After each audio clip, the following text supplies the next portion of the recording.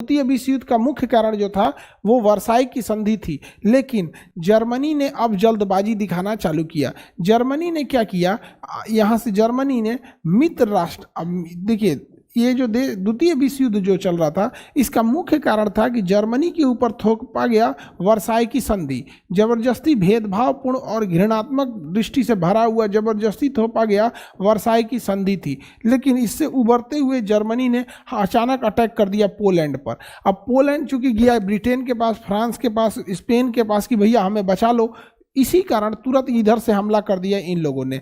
तो देखिए दो कारण पूछता है सेकेंड वर्ल्ड वॉर का। सेकेंड वर्ल्ड वॉर जो था इसके दो कारण थे। एक मुख्य कारण था जर्मनी के ऊपर थोपा गया वर्साई की संधि, और एक तत्कालिक कारण। तत्कालिक कारण का मतलब होता है उस समय कौन सी ऐसी घटना हो गई, जैसे आपकी किसी से पुरानी दुश्मनी रहती है तो मुख्य कारण होता है किसी का जमीन से दुश्मनी है या कोई ना कोई रीजन है खानदानी दुश्मनी वगैरह का, जैसे जमीन विवाद चल रहा है तो मुख्य कारण है जमीन विवाद। लेकिन कुछ तत्कालिक कारण होता है, जैसे पिताजी को गरिया दिया, समझ में आ गया, ढेला चला दिया आपके ऊपर, मार के बांस से कपारे फोड़ दिया, तो ये सब है तत्कालिक कारण। जबकि मुख्य कारण पहले से चलते आ रहा है, लेकिन कभी कभी क्या हो जाता है तत्कालिक कारण हो जाता है।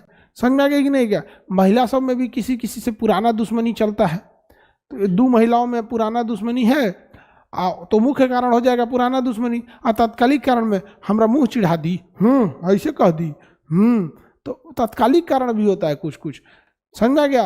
पुरुषों का तत्कालिक कारण अलग होता है, महिलाओं का तत्कालिक कारण अलग होता होगा। अब महिला लोग ज़्यादा बेटर जानती होगी लोग, आप लोग में तत्कालिक, हालांकि महिलाएं खाली मुँह मुँह झगड़ा करती है, सब मार धार नहीं करती है सर। और सुबह झगड़ा करके समूह के हाँ चलो हो खाना खा लो, तुम कैसे, बोलने में लाजो नहीं लगता है। अरे भाई कम से कम अगर किसी से झगड़ा हो गया है तो एक जन्म तो उस झगड़ा को निभा दो, अगले जन्म में भले बोल देना, अगले जन्म में बोल लेना।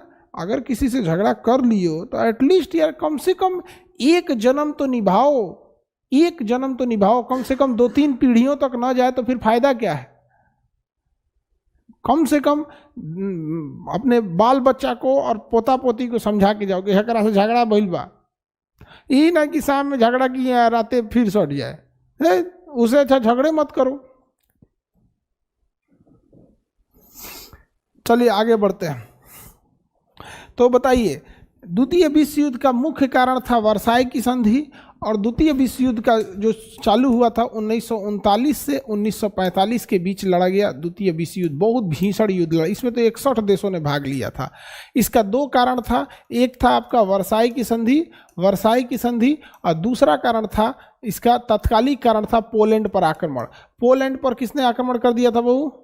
पोलैंड पर जर्मनी ने आक्रमण कर दिया, पोलैंड पर जर्मनी ने आक्रमण कर दिया। अब ध्यान से समझिए, पोलैंड को बचाने का वादा रूस भी किया था, रूस भी कहा था कि हम पोलैंड को बचाएंगे, लेकिन जर्मनी ने रूस से समझौता किया कि देखो हम पोलैंड पर आक्रमण करेंगे और पोलैंड तुमको दे देंगे। बेवकूफ बना दिया जर्मनी को, रूस को, कहा कि अच्छा मतलब तुम आक्रमण करोगे हमको दे दोगे, तो फिर ऐसा तुम परोपकार क्यों करोगे? तो कहा कि देखो हम आक्रमण करेंगे और तुम्हें दे देंगे, बदले में हमारे देश छोटा है चूंकि एरिया भाई, यहाँ उतना अनाज नहीं होता है और युद्ध में बहुत सारे खाना पीना अनाज की जरूरत हो, तुम हमें अनाज दे देना। तो इसने क्या किया, रूस ने कहा ठीक है। जर्मनी ने आक्रमण किया पोलैंड के ऊपर, रूस एकदम चुपचाप था, रूस ने अनाज भी पहुँचा दिया, पूरा अनाज का गोदाम हो गया। जर्मनी ने कहा रूस से कि अपनी सेना बुला लो, पोलैंड पे कब्जा कर लो, भाग जाएगा ये। रूस ससुरा सेना बुला लिया ना, तो जर्मनी कहा कि अच्छा यही तो हम चाहते थे, मारो इसके ऊपर। बताइए तो बुला के मारा उसको, बताइए कितना खचरा है, कितना लहरा होगा उसको, बुला के मारा उसको। कहा कि उतना दूर चोटिया के मरला भी ना का जरूरत है, बुला के मारो इसको। बेचारा का मोए मोए हो गया। किसका हो गया? मोए मोए हो गया। किसका मोए मोए हो गया?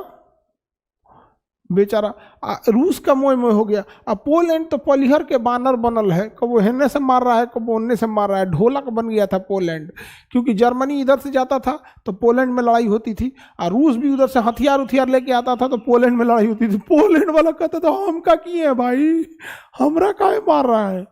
तो इधर तो हो गया यहाँ पर। इसकी एयरफोर्स थी रॉयल एयरफोर्स। किसकी एयरफोर्स को रॉयल एयरफोर्स कहते हैं? इंग्लैंड की किसी भी चीज़ को ना रॉयल कहा जाता है। जैसे इंग्लैंड में जैसे royal air force, royal navy, royal कुकुर, रॉयल बिलार, रॉयल सुअर, वहाँ जो भी पाया जाएगा वो सब शाही पाए जाते हैं।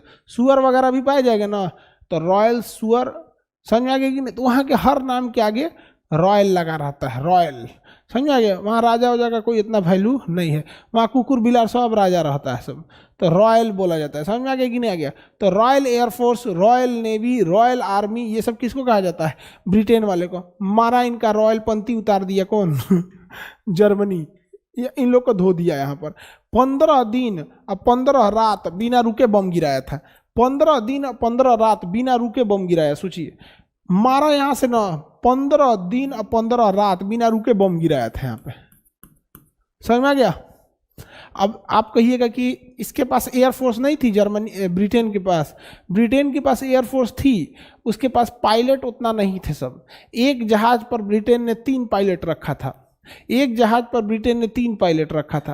अब बताओ, जर्मनी ने एक जहाज के हिसाब से 10 गो पायलट रखा था, तो पायलट की संख्या ज़्यादा थी। अब वहाँ पे क्या था ना, एक पायलट को दिया जाता था जाओ बम गिराओ, अब बम गिराता था, और जब बम खत्म हो जाता था तो वापस आता था, तो बम जब भरा जाता था तो नया पायलट बैठता था उसमें, तो फुली एनर्जेटिक रहता था। और इसमें बेचारे समय पायलट कम रहता था, वही बम गिराता था, थक के आता था, फिर जहाज में बम भरता, फिर जाता था, मारता, थक गया था। ब्रिटेन के पायलट सबको नींद पूरा नहीं हो रहा था। नींद पूरा नहीं हो रहा था ना, तो जहाजिए में सूझ जा रहा था, सूझ जा रहा था। उधर जर्मनी ने मारा, पूरा उड़िया दिया, लंदन उधिया गया था। अभी लंदन कितना सुंदर है, नया बनाया है, मारा था, हिटलर उड़ा दिया था। बोलो हिटलर बाबा की जय। समझ में आ गया कि नहीं आ गया? हिटलर की जय बोलते ना, हिटलर ने गलत किया रे चोट्टा कहीं का। तो जलियांवाला बाग में अंग्रेजों ने क्या किया था? सत्संग किया था क्या? हाँ,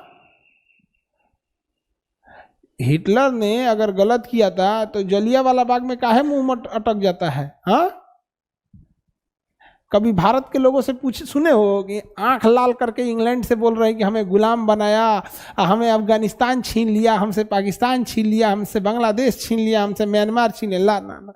भारत में तो मेन दुश्मन 2 लोग हैं, पता है कौन कौन? एगो पाकिस्तान, एगो मुगल। ये तो वही बात है, कोई बीएससी का एग्जाम देने जा रहा है, उसको मैट्रिक का सिलेबस पढ़ाओ तो पास हो गया। चलो आगे बढ़ते हैं। अब देखो, जर्मनी तो दोनों ओर से घिर गया, जर्मनी इधर दोनों ओर से घिर गया यहाँ पे। और इसमें क्या है ना, उसकी थल सेना मराई, सुनो ध्यान से, उसकी थल सेना मरा गई किसमें? रूस में। वायुसेना इसकी डिस्ट्रॉय हो गई ब्रिटेन से लड़ने में, क्योंकि ब्रिटेन के पास भी हथियार की कमी नहीं थी। बच गई जर्मनी की नेवी। तो जर्मनी की नेवी जो थी वो यू बोट्स कहा जाता था, यू बोट्स। जर्मनी की नेवी पनडुब्बियों को क्या कहा जाता है? You boats. तो जर्मनी की यू बोट्स नॉर्वे यानी ये बाल्टिक देशों से, इन देशों से, स्कैंडिनेवियाई देशों से लड़ने में ख़त्म हो गई। धीरे धीरे रूस कमज़ोर पड़ते, यहाँ जर्मनी कमज़ोर पड़ते गया, जर्मनी कमज़ोर पड़ते गया। अब जर्मनी की ओर कैसे कैसे, ये हम तो पढ़ा दिए थे, यहाँ से बांट दिया गया था, जर्मनी को मार दिया गया। अब इसमें जापान की भूमिका को ध्यान से देखते हैं। तो देखिए, 2 फ्रंट पे वार चल रहा है यहाँ पे। एक फ्रंट पे ये है जर्मनी, इसने फ्रंट खोल रखा है रसिया से, फ्रंट खोल रखा है यहाँ पे ब्रिटेन और फ्रांस से। एक फ्रंट खोल रखा है यहाँ पर, यहाँ फंसा रखा है अपनी एयरफोर्स को, यहाँ फंसा रखा है अपनी नेवी को, और यहाँ फंसा रखा है आर्मी को। अब यहाँ हिटलर फंस चुका था, यहाँ हिटलर क्या हो चुका था? फंस चुका था। धीरे धीरे हिटलर को समझ में आ गया था उसने बहुत बड़ी गलती की है। यहाँ हिटलर को सुभाष चंद्र बोस ने समझाया भी था कि आपको रसिया पर आक्रमण नहीं करना चाहिए था, आपको रसिया पर आक्रमण नहीं करना चाहिए था। लेकिन ना, रूस माना ही, हिटलर माना ही नहीं, हमला कर दिया, फंस गया चारों ओर से। अब ध्यान से समझिए, हिटलर का साथ कौन दे रहा था? हिटलर का साथ इधर से बेनिटो मुसोलिनी दे रहा था, इटली। और इधर में कौन साथ दे रहा था? तो जापान साथ दे रहा था। इधर में जापान साथ दे रहा था, जापान। देखिए, इधर जर्मनी ने जो गलती किया ना, उधर जापान ने गलती किया। जापान ने ना चीन के मंचूरिया पर आक्रमण कर दिया। चीन की किस पर? मंचूरिया पर। चीन का इधर का एरिया का नाम है मंचूरिया। यहाँ पे बहुत अच्छी खेती होती है। चाइना में खेती और अच्छी ज़मीनें केवल और केवल मंचूरिया में है। और आपको पता है कि 1945 के समय सब कुछ खेती पे ही डिपेंड था। इंडस्ट्रियलाइजेशन जो भी थे वो खाने पीने कपड़े के ही इंडस्ट्रियलाइजेशन थे वहाँ पर। और इसने मंचूरिया पर आक्रमण कर दिया। मंचूरिया पर आक्रमण करने के बाद चीन एकदम बौखला गया और जापान इतना खचरा था, जापान इतना बदमाश था कि अगर कोई मंचूरिया में चाइनीज भाषा बोल देता था तो उसको मार देते थे सब और आधा दफना देते थे सब। सबसे खराब बिहेवियर करते थे सब जापान वाले। सब जापान वाले ना अजीब मारते थे सब, आधा दफना के कुत्ता से खिला देता था सब जिंदा। आधा आदमी को दफना देगा, अब 5 लाठी मारेगा, खून उन बहने लगेगा और खतरनाक कुत्ता ले आके छोड़ देगा, खा जाएंगे से जिंदे नोचने लगेगा सब ऐसे। या समझ में आ गया कि नहीं आ गया? अब चाइना और जापान वाले खाना तो ऐसे ही खाते हैं सब, एकदम खतरनाक एकदम, मत पूछिए। अब बहुत बुरा मारता था सब जापान वाला, इसलिए देखिएगा चाइना एकदम बौखलाया रहता है। चाइना अभी तक बदला नहीं ले पाया है। जापान पर तो अमेरिका ने बदला ले लिया, अमेरिका ने जापान पे परमाणु बम मार के बदला ले लिया, लेकिन लेकिन लेकिन चाइना ने बदला नहीं ले पाया। अब चाइना मजबूत हुआ है, अब चाइना मजबूत हुआ है, अब कहता है कि जापान तुमको छोड़ेंगे नहीं। तो ये जापान ने तो हमला किया तो कोई दिक्कत नहीं था, इसके अलावा ना जापान ने इधर भी हमला कर दिया, जापान यहाँ भी हमला कर दिया, जापान यहाँ हमला कर दिया, और जापान जो था म्यांमार में भी हमला कर दिया।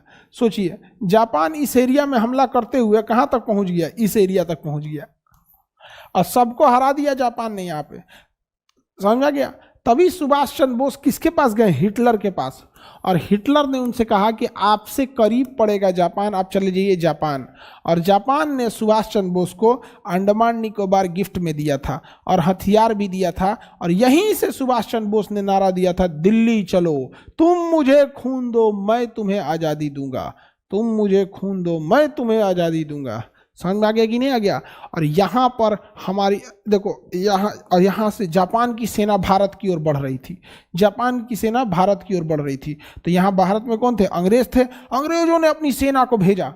अब अंग्रेजों की सेना में कौन रहता था? हम भारत के लोग, हम भारत के लोग जापान को मार रहे थे, भगो भगो मार रहे थे लोग यहाँ जापान को। अब सोचिए जापान को मार रहे थे हम लोग, अपन देश के लिए नहीं लड़ रहे हैं, ब्रिटेन के लिए लड़ रहे हैं, भगो यहां से, मार हो गया यहाँ पर। देखो बाबू, आप लोग को ये तो पता है कि इधर सारा तांडव कौन कर रहा है? जर्मनी। इधर मार दिया रूस को, इधर मार दिया ब्रिटेन फ्रांस को, ऊपर मार दिया इसको, ठीक है। इसके सपोर्ट में कौन खड़ा था? इसके सपोर्ट में खड़ा था इटली, बेनिटो मुसोलिनी। अब बेनिटो मुसोलिनी को वहीं के लोगों ने मार दिया, बेनिटो मुसोलिनी को तो इटली के लोगों ने ही मार दिया। इधर देखो जापान, जापान ने क्या किया? यहाँ से अधिक ही देखो, पूरा मंचूरिया ले इस पे कब्जा कर लिया जापान ने, कहा गया सब मेरा यहाँ पर। अब अमेरिका जो है, अमेरिका का यहाँ एक सैन्य अड्डा था जिसका नाम था हवाई द्वीप। हवाई द्वीप पर स्थित पर्ल हार्बर, अमेरिकी सैन्य अड्डा हवाई द्वीप पर स्थित था, नाम था उसका पर्ल हार्बर। पर्ल हार्बर सा हवाई अड्डा था। अब बहुत जबरदस्त यहाँ अमेरिका ने अपनी नेवी, एयरफोर्स, पनडुब्बी लगा के रखा था, बहुत ज्यादा जबरदस्त एकदम। इस एरिया में जापान को लगता था कि यहाँ इतनी नौसेना क्यों रखा है। जापान का मूड घसका। 7 दिसंबर 1941, 7 दिसंबर 1941 जापान ने यहाँ से अपना एयरफोर्स और नेवी उठा और सुबेरे सुबेरे मार के धड़ाधड़ इतना ना मारा यहाँ पे, जबकि अमेरिका जापान में कोई दुश्मनी नहीं।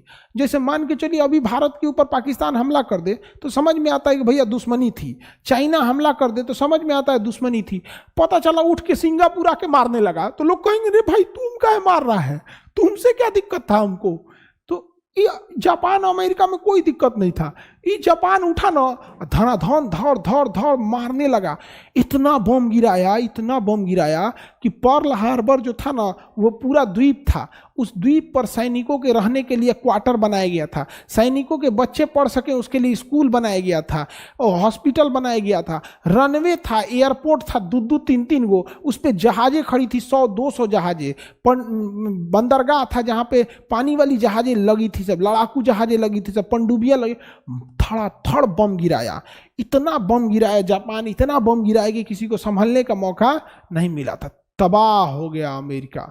और उसके बाद से लौट गए सभी सब हमला करके चलो लौट गया, चलो भगा दिया, लौट गया, जापान मार के लौट गया यहाँ पे, चलो यहाँ से ये पगला गया है, देख रहे हैं लिखते हैं तो मिटा देता है, लौट गया यहाँ से। अमेरिका कहा कि भाई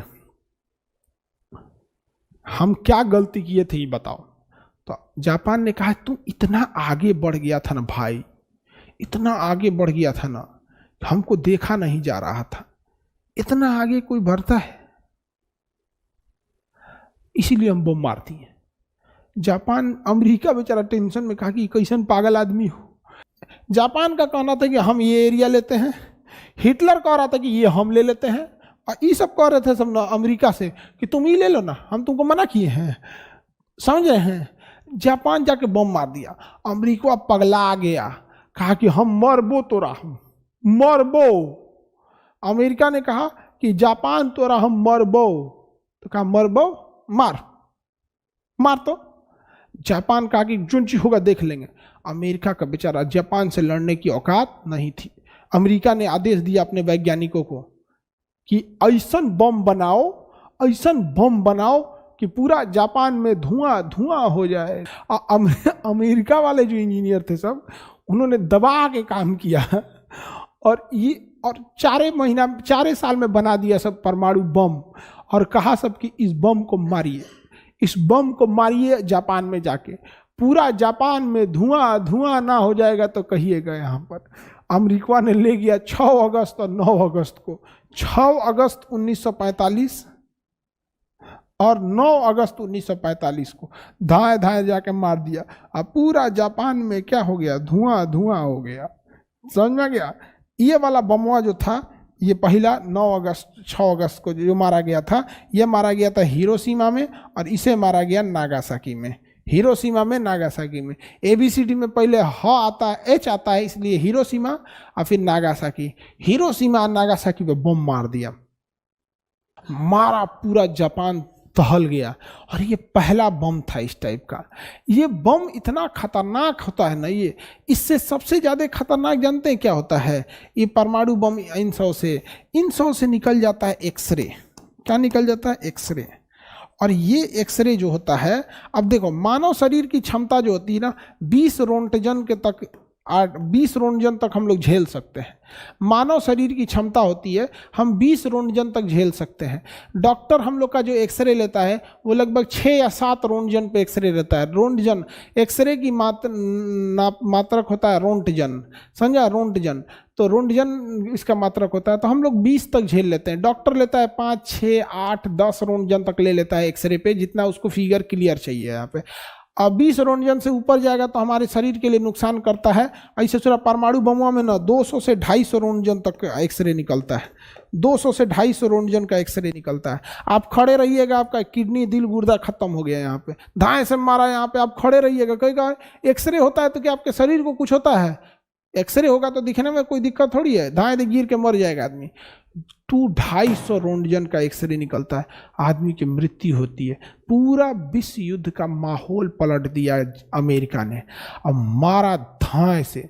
और इधर हिटलर को पकड़ लिया सब रूस वगैरह वालों ने, तो इधर हिटलर खत्म हो गए, इधर बेनिटो मुसोलिनी खत्म हो गए, इधर जापान ने सरेंडर कर दिया। द्वितीय विश्व युद्ध के बाद दुनिया का सारा धन दौलत लड़ाई लड़ने में लग गया था। पूरी दुनिया का धन दौलत लड़ाई लड़ने में लग गया था। दुनिया का धन दौलत लड़ाई लड़ने में लग गया था यहाँ पर। और सबको हथियार बेचने वाला था अमेरिका, हथियार बेचने वाला था अमेरिका। तो अमेरिका के पास बहुत ज़्यादा धन इकट्ठा हो गया, अमेरिका के पास बहुत ज़्यादा धन इकट्ठा हो गया। और इतना न लड़ाई लग रही थी इन सबों पे, इतना लड़ाई कि ये लोग अपना सोना ले जाके रख दिए। कहाँ पर? अपना सोना ले जाके रख दिया अमेरिका के पास, अपना सोना अमेरिका के पास ले जाके रख दिए यहाँ। इतना ज़्यादा अमेरिका के पास पैसा हो गया जिसका कोई हद नहीं। और अमेरिका ने परमाणु बम मारकर विश्व शक्ति स्थापित कर लिया। अब अगर आपके पास टेक्नोलॉजी है, आपके पास पैसा है, तो फिर आपको कोई पीछे नहीं कर सकता है। ऑलवेज याद रखिएगा, टेक्नोलॉजी और पैसा अगर आपके पास तो कोई नहीं पीछे का। अमेरिका एकदम शक्तिशाली हो गया।